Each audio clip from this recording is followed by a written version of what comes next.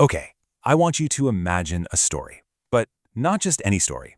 Imagine one that's 20 times longer than the Iliad and the Odyssey put together. A story that doesn't just live in a book, but in the memory of an entire people.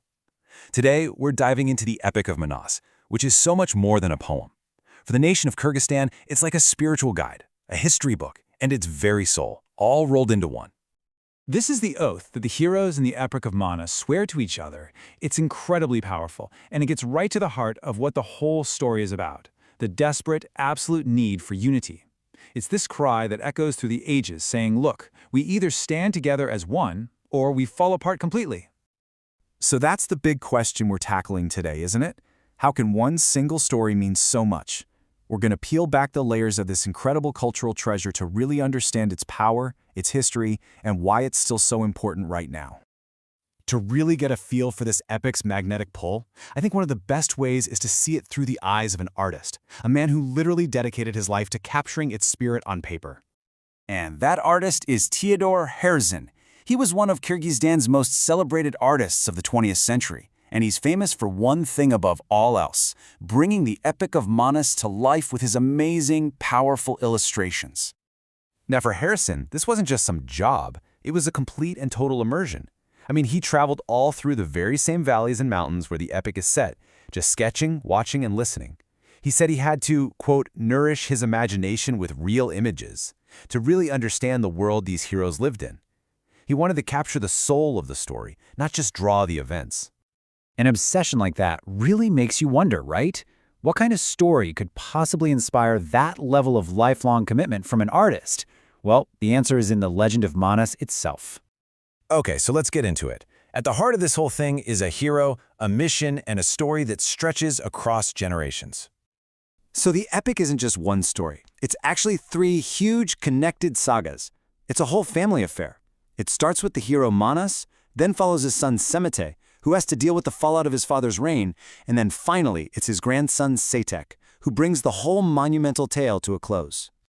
So who is this guy, Manas? Well, he's the ultimate hero. His one driving purpose in life is to find all 40 scattered Kyrgyz tribes and bring them together to forge them into a single, strong nation that can defend its homeland. He's the embodiment of all their highest ideals, courage, justice, and this unshakable belief in unity. And the sheer scale of this story is just mind-blowing. At over 500,000 lines, the Epic of Manas is more than 20 times longer than Homer's Iliad and Odyssey combined. Just let that sink in for a second. This isn't just a poem, it's a colossal monument of world literature. Okay, so that brings up a pretty big question, right? For centuries, this massive 500,000-line epic wasn't even written down. So how in the world did it survive? The answer isn't in ink and paper, but in a very, very special group of people. These keepers of the epic are called the Manashi. And they aren't just storytellers. They're basically living libraries, these revered figures who carry the soul of the entire nation inside them. And get this, the calling was often seen as mystical. Many Manashi claimed the entire epic was just revealed to them in a single prophetic dream. Incredible! And this wasn't just random luck. Researchers have figured out there was a whole sophisticated technology of oral tradition going on. You've got the core text, the epic itself, you've got the specialized group, the Manashi, and you've got a stable way to pass it on, a master-to-apprentice system that made sure this huge trove of cultural knowledge was handed down intact generation after generation.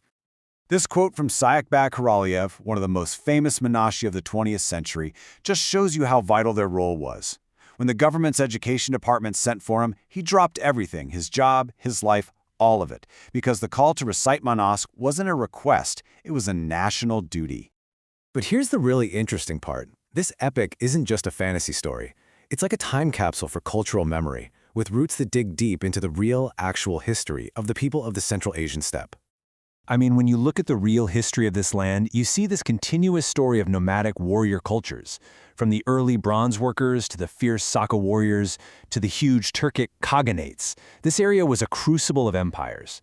The battles, the alliances, the whole warrior code you read about in Manas, it all echoes the real struggles and wins from thousands of years of history. Here's a perfect example of that connection. In the epic, Manas has this horse, Taibudul, who's basically magical.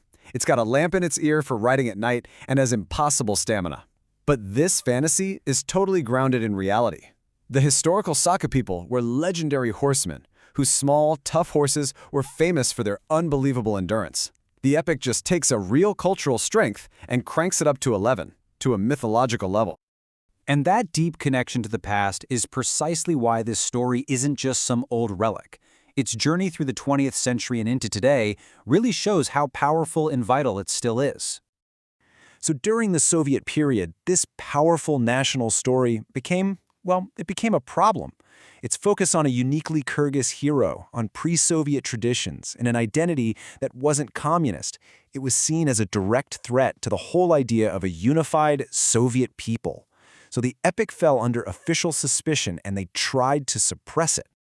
And the consequences were really severe. A film based on the second part of the epic had its reels burned.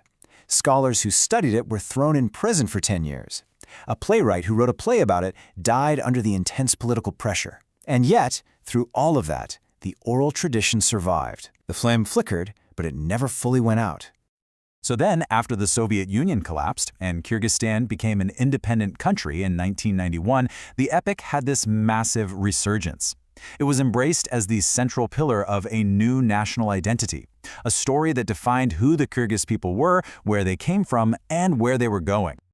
This modern quote just perfectly captures its role today.